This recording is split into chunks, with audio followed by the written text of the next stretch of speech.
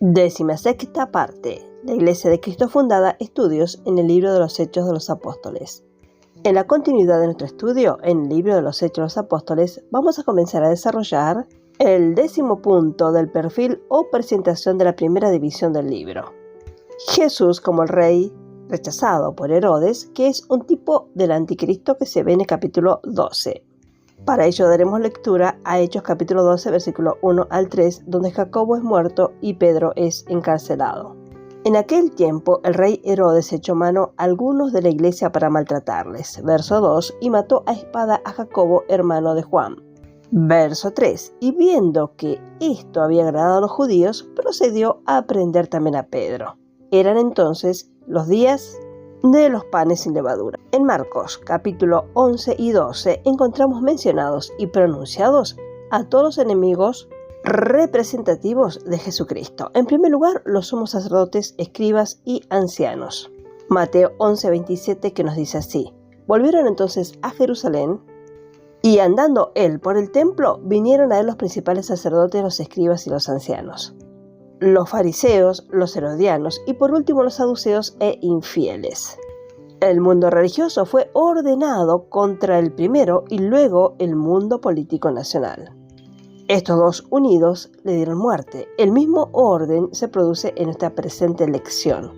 En primer lugar, el pueblo judío, es decir, el mundo religioso, y a continuación Herodes, en representación de los poderes nacionales, demuestran su odio a Cristo tratando de matar a los apóstoles. Durante los primeros años de la era del reino habrá una gran fusión religioso-nacional combinada y ordenada en contra de nuestro Señor. Pero Él les derribará con poder y reinará en paz. Por supuesto, estamos estudiando historia y el capítulo 12 son los registros de las relaciones definitivas de Dios con la nación de Israel en el comienzo de este siglo. Por lo tanto, este capítulo cierra la biografía de los 12 apóstoles. Un nuevo registro de ellos tendrá que hacerse cuando Jesús retorne y se sentarán en tronos juzgando a las 12 tribus de Israel. Lucas capítulo 22, versículo 30. El Espíritu Santo estaba preparando el camino para un nuevo orden de cosas completamente y para introducir en la escena otro cuerpo de creyentes. Sin embargo, en estos relatos hay más que historia. El Espíritu puede hacer que los hombres se muevan para escribir historia de tal manera que también se convierte en profecía. Más maravillosa que historia. Esto es lo que tenemos ante nosotros en este capítulo. La consumación de este siglo y la introducción de la era siguiente es claramente anunciada aquí. Oh, qué maravillosa y preciosa es la palabra de Dios. En los relatos del Evangelio, Pedro y Juan se encuentran siempre asociados. Así también en los Hechos de los Apóstoles. Pueden comparar el capítulo 3, versículo 1, versículo 3, capítulo 4, versículo 13, verso 19, capítulo 8, versículo 14 y 25. Después de su viaje oficial a Samaria y después de la conversión de Saulo, Juan ya no estuvo más, evidentemente. Precisamente en Jope y Lida, donde Pedro quedó muchos días, probablemente 3 años. Pueden volver a ver los audios precedentes en los capítulos 9 y versos 22 y 23. Juan estaba ausente. El ministerio de Pedro en los últimos 2 puntos mencionados es típico de un ministerio similar de uno o más quienes traerán el mensaje de Dios a Israel durante los 7 años de tribulación, que será los primeros años del reinado milenial de Cristo. Sin duda se hablará de las epístolas de Pedro. Por otro lado, a Juan se le dio el mensaje, el libro del Apocalipsis, para la iglesia de este periodo completo y para Israel a principios de la próxima era. Por consiguiente, la ausencia de Juan en este capítulo tipifica el arrebatamiento de la iglesia de manera positiva, prefigurada por su ascensión a través de la puerta abierta al cielo en su visión de la venida de Jesús. Apocalipsis capítulo 4, versículo 1. Leemos esta referencia. Después de esto miré, y aquí una puerta abierta en el cielo, y la primera voz que oí, como de trompeta, hablando conmigo, dijo: sube acá, y yo te mostraré las cosas que sucederán después de estas. Juan tipifica especialmente la traslación de los vencedores completos y plenos, de los cuales él mismo escribió. Apocalipsis capítulo 3, versículos 7 al 12. La muerte de Jacobo, esto es Santiago, asesinado, registrado aquí, tipifica la muerte cruel de los que van a caer en las manos implacables del anticristo, porque ellos van a rechazar la marca de la bestia. Apocalipsis capítulo 13, versículo 7, versículo 15. Capítulo 14, versículo 12 al 13 y capítulo 15, versículo 2. La liberación milagrosa de Pedro de la cárcel es un tipo de Israel, quienes se negarán a la marca de la bestia, pero que sobrenaturalmente serán librados de la potestad del anticristo y perseverar hasta el fin de la tribulación de aquellos días terribles. Mateo capítulo 24, versículo 13, versículo 21 y 22 y Apocalipsis capítulo 2, versículo 26. Cada uno de estos hombres es un tipo de lo que enseña, como si el Señor les hiciera actuar o representar en miniatura, en aquel tiempo, de las grandes cosas que se anuncian que se van a cumplir. Jacobo, Santiago, que se menciona en el versículo 17, era hijo de Alfeo. Mateo capítulo 10, versículo 3. Y el hermano del Señor, Gálatas capítulo 1, versículo 19. Él escribió la epístola de Santiago y fue el pastor de la congregación en Jerusalén. Él escribió la epístola de Santiago y fue el pastor de la congregación de Jerusalén. Pueden comparar con el capítulo 15, versículo 13. Veamos un poco ahora la parte de Herodes en el drama, en la escena que está aquí, la que estamos viendo. Herodes es una imagen sorprendente del anticristo. Su abuelo trató de matar al niño Jesús porque el espíritu del anticristo lo dominaba, como se puede ver en Mateo capítulo 2. Este mundo nunca ha sido amigo de Dios y de su pueblo, y nunca lo va a ser, simplemente porque la mente carnal es enemistad contra Dios. Romanos capítulo 8, versículo 7, porque Satanás lo hizo así en la caída de Adán. Herodes mató al apóstol Santiago, seguidamente pretendió matar a Pedro, porque continuamente proclamaban el derecho de Jesucristo para ser rey de los imperios. Considere estos versículos, donde vemos también la muerte de Herodes. Hechos capítulo 12, versículo 20. En adelante. Y Herodes estaba enojado contra los de Tiro y de Sidón porque ellos vinieron de acuerdo ante él y sobornado Blasto, que era camarero mayor del rey, pedían paz porque su territorio era abastecido por el del rey. Versículo 21. Y un día señalado, Herodes, vestido de ropas reales, se sentó en el tribunal y les arengó. Versículo 22. Y el pueblo aclamaba gritando, voz de Dios y no de hombre. Verso 23. Al momento un ángel del Señor le hirió, por cuanto no dio la gloria a Dios, y expiró comido de gusanos. Estos versículos figuran los últimos días del cierre de este siglo y los primeros días del siguiente. La gente de Tiro y Sidón pedían por la paz con Herodes. De hecho, desde la Gran Guerra de 1914 a 1918, las naciones han estado tratando de establecer la paz universal mediante el perfeccionamiento de una liga de paz y seguridad. ¿Podrán tener éxito?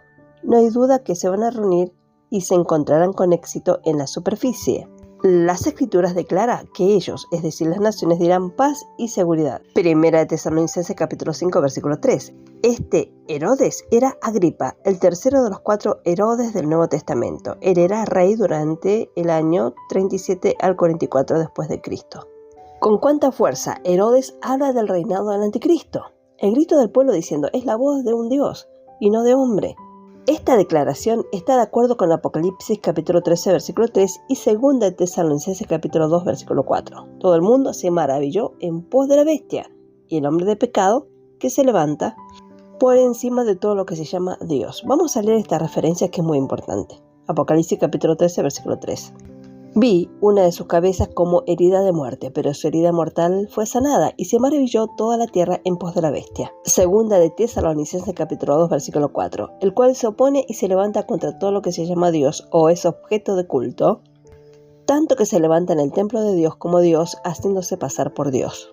Y sin dudas, como fue con Herodes, por lo tanto así también será con el anticristo. Herodes reinó solo 7 años, casi la duración de la semana incumplida de Daniel capítulo 9, versículo 27. Este es el periodo de la usurpación internacional. El anticristo reinará como déspota universal por 42 meses. Apocalipsis capítulo 13, versículo 5. Leemos esta referencia. También se le dio boca que hablaba grandes cosas y blasfemias, y se le dio autoridad para actuar 42 meses. En la misma cima de su orgullo, la pompa y el poder de repente llegará a su fin y no tendrá quien lo ayude. Daniel capítulo 11, versículo 45, y plantará las tiendas de su palacio entre los mares y el monte glorioso santo, mas llegará a su fin y no tendrá quien le ayude.